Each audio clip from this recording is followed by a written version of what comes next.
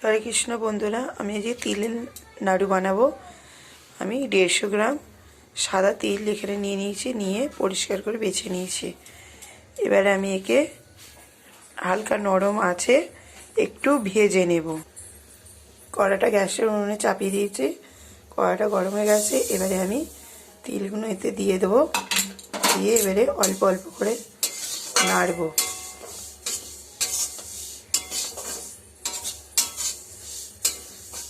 যতক্ষণ না হালকা নরম ভাজা হয়ে যাচ্ছে আর সুন্দর একটা গন্ধ ছাড়বে, ততক্ষণ নেড়ে যাব। দেখুন বন্ধুরা, কত সুন্দর হালকা ভাজা হয়েছে, এটা একটা সুন্দর গন্ধ বেরোচ্ছে। এটা এবারে আমি নাবিয়ে দেব। এটাকে নাবিয়ে ঠান্ডা করতে দিয়েছি।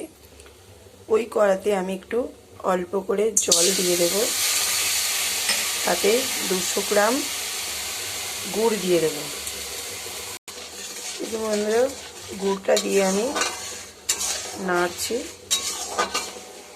এটা যতক্ষণ না গুড়টা চিট আসবে বা একটু সরু তারের মতন হবে, ততক্ষণ এটাকে আমি লো মিডিয়ামে দিয়ে এটা নাড়তে থাকবো। দেখুন বন্ধুরা, আমার গুড়ের চিটটা হয়ে গেছে। দেখুন,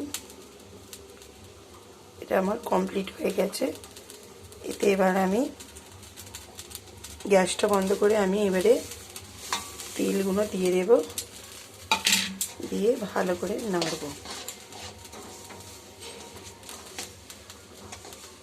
দেখুন বন্ধুরা, এটা আমার হয়ে গেছে। এটা একেবারে নাবি একটু হালকা ঠান্ডা করে নেব। দেখুন বন্ধুরা, আমি ঠান্ডা করে একটা একটা করে তিলের লাড্ডু বানিয়ে নিচ্ছি। দেখুন বন্ধুরা, আমি নাড়ুগুলো সবকটি বানিয়ে নিয়েছি। চাইলে আপনারাও এইভাবে নাড়ু বানাতে পারেন। ভিডিওটা ভালো লাগলে লাইক, কমেন্ট ও সাবস্ক্রাইব করতে ভুলবেন না। হরে কৃষ্ণ, হরি বল, রাধে রাধে।